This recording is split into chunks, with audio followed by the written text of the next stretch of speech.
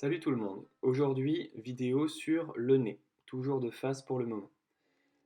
Comme d'habitude je vais d'abord commencer par une version plutôt réaliste, histoire de comprendre ce qui se passe, et après on attaquera le côté un peu plus manga, stylisation.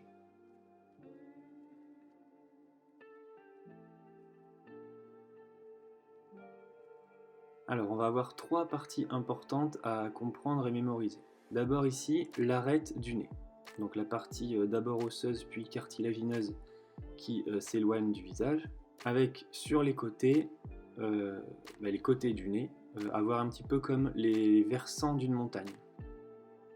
Savoir que l'arête est en hauteur et les deux versants descendent vers le visage. Ce sera important à mémoriser et comprendre pour la suite. On a ensuite ici le bout du nez et évidemment sur les côtés, les narines. Alors pour un peu plus de joie, de fun et de clarté, j'ai voulu rajouter de la couleur, mais ça a complètement foiré, ça passe pas à la caméra. J'aurais peut-être dû utiliser des feutres, bref. Donc je vous ai mis du rose pour l'arête du nez, du bleu pour le bout du nez et du violet pour les narines. Je remettrai un petit schéma avec des couleurs un peu plus vives à la toute fin de la vidéo. Parenthèse, je précise que quand je parle de narine, voilà, pour moi c'est la partie dessous avec le trou et la partie dessus charnue sur le côté. Je sais pas d'un point de vue purement scientifico-linguistico-français. Voilà, donc où commence, où s'arrête la narine, c'est un grand sujet de philosophie, nous y reviendrons une autre fois. Maintenant, un point important va être de bien comprendre ce qui est en dessous du nez et ce qui est au-dessus.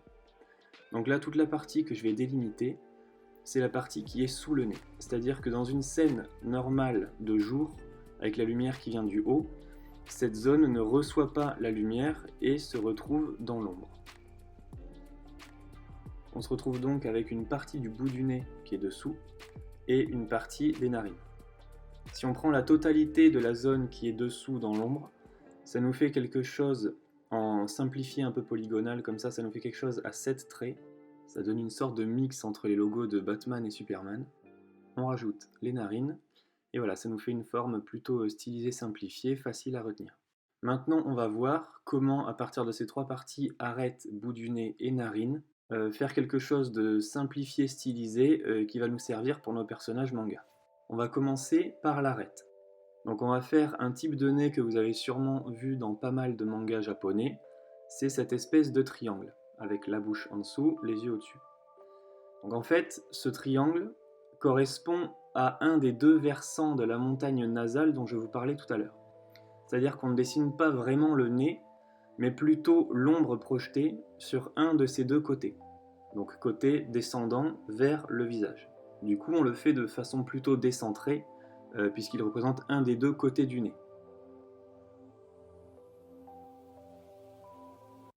Voilà pour l'arête. Pour le bout du nez, la façon la plus simple de faire, c'est une sorte de petite patate comme ceci. Il est possible de rajouter un trait pour symboliser un côté du nez. Voilà, ça nous fait un nez un petit peu rond, un petit peu mignon. C'est souvent utilisé pour les enfants. Pour les narines, la façon la plus simple reste de faire deux petits traits correspondant au trou des narines. Une petite variante consiste à faire ces mêmes deux traits et à rajouter un petit trait au milieu un petit peu oblique qui représente le dessous du bout du nez. Vous noterez que donc j'en fais qu'un, je ne le dessine pas des deux côtés, donc ça c'est quelque chose qu'on retrouve assez souvent, de ne pas dessiner les deux côtés, à part évidemment pour les narines, mais de même qu'avant pour le bout du nez j'avais fait juste un côté de l'arête et là je fais qu'un côté. Ensuite on peut faire les deux narines plus la zone d'ombre du dessous, donc l'emblème Batman-Superman. Donc là vous avez le dessous, la globalité du dessous du nez. On peut rajouter encore un trait d'un seul côté, cette fois qui symbolise le haut du bout du nez. Alors un autre grand classique, c'est de dessiner les trous des narines et uniquement les bords montants des narines. On peut également refaire la même chose, trous des narines et les bords extérieurs, plus rajouter une information de bout du nez, de dessous du bout du nez, ici, soit dessus de bout du nez. On peut aussi laisser les deux, donc ça dépend de l'impression qu'on veut donner par rapport au personnage, est-ce qu'il a un gros nez, large, proéminent, etc. On va maintenant voir des rendus un petit peu plus poussés grâce aux ombres, qu'on peut faire donc en aplat noir, en trame ou en hachure. Donc par exemple, pour le premier nez qu'on avait vu tout à l'heure, l'arête du nez, ça donne ce triangle noir.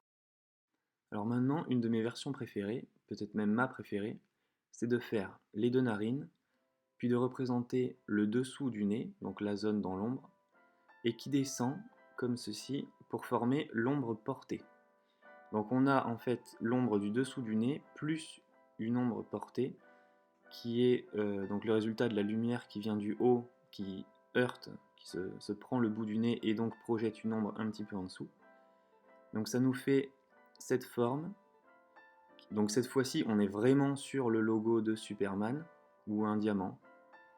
Cependant c'est quand même bien d'avoir ce petit arrondi là-haut qui indique qui représente le bout du nez arrondi.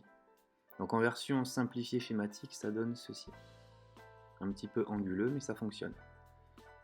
C'est possible de le faire un peu plus grand, un peu plus haut, donc de faire aller la pointe plus bas. Ça représentera plutôt une pointe de nez qui s'éloigne plus du visage, donc un nez plus long en fait, et donc une ombre portée plus basse. On peut dessiner les narines comme ceci dedans, et représenter légèrement le bout du nez avec ce trait oblique. Alors je reviens un petit peu sur l'arête nasale en triangle. Il est possible pour un nez un peu plus enfantin, un petit peu plus petit, tout simplement de faire le même triangle mais plus court, plus compact, éventuellement avec des angles moins pointus aussi, un petit peu plus arrondis. C'est possible d'en faire un encore plus petit, avec un petit triangle équilatéral comme ça. Voilà, bon, on va s'arrêter là pour les exemples un peu stylisation. Donc là on a vu plusieurs façons de représenter un nez standard. Maintenant, ça peut s'appliquer également à d'autres formes de nez. Donc là je vais vous montrer 3 variantes. Le nez plongeant, retroussé et épaté. On va commencer par le nez plongeant. Donc c'est un nez dont on ne voit pas le dessous. En version un petit peu stylisée anguleuse, ça donne quelque chose comme ça. Le nez retroussé, c'est l'inverse. C'est-à-dire que même pour une personne de face et qui n'est pas en contre-plongée, on voit beaucoup le dessous du nez. Donc les narines, on voit aussi le dessus du nez, mais un petit peu moins. Le nez est très relevé. Là c'est une version encore assez détaillée, on n'est pas trop sur un rendu manga, on verra une ou deux stylisations plus tard. Et maintenant le nez épaté, donc un petit peu plus large et plus aplati aussi, même si ce dernier point se verra surtout de profil. Donc je fais les narines bien plus écartées. Vous noterez que pour dessiner le nez, je suis parti d'un cercle, comme souvent pour les éléments du corps. Un cercle qui représente le bout du nez, et j'ai juste à la fin à apporter une séparation entre le dessus et le dessous. Voilà, mais comme pour beaucoup d'éléments, je pars d'un cercle.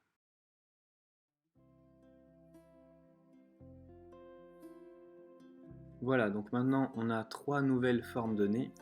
Pour chacune de ces formes de nez, il est possible d'appliquer différents traitements comme on a vu avant, c'est-à-dire en décidant de représenter l'arête nasale, ou le bout du nez, ou l'arête plus le bout du nez, ou les narines plus le bout du nez, etc. etc. Donc par exemple là pour le nez retroussé, un petit classique tout simple qu'on fait pas mal pour des petits enfants choupis, c'est 2 traits pour les narines et cette grande ombre du dessous du nez, mais qui donc est un peu plus grande et plus arrondie vu que c'est un nez retroussé. Ok, j'ai dessiné quelques trucs hors cadre, donc je reprends. En fait, en bas à gauche, j'ai rajouté un petit nez retroussé, donc j'ai fait la même chose qu'au-dessus, c'est-à-dire avec les 2 petites narines et un petit peu le dessous du nez, et j'ai rajouté au-dessus un petit trait de contour du bout du nez pour donner un côté un petit peu plus proéminent. Voilà, ça nous fait un autre type de petit nez retroussé, comme l'autre plutôt utilisé pour les enfants. J'ai aussi commencé en bas, donc le nez plongeant ou aquilin, avec le bout du nez, les narines et les bords des narines. Donc je rajoute l'ombre portée du nez, donc c'est plutôt aiguisé, plutôt pointu, assez vertical. Ça vient quasiment bouffer sur la bouche, quoi. Ben, là j'y accole la lèvre supérieure. Donc là c'est plutôt pour un personnage adulte, voire âgé. Et pour le nez épaté, la version la plus simple, ce sera de faire juste les trous des narines, les bords des narines. Et ce qu'on peut faire pour représenter l'avancée du bout du nez, c'est de dessiner en négatif ce petit creux derrière, donc en fait une ombre au-dessus, à l'arrière du bout du nez.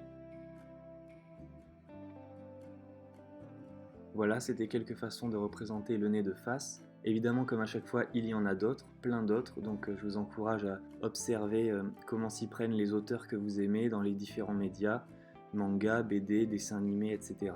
Puis à reproduire, comprendre, expérimenter, voilà. Cependant, on n'en a pas terminé avec le nez, on y reviendra plus tard pour les vidéos de profil et de trois quarts. Dessinez bien et à bientôt dans une prochaine vidéo.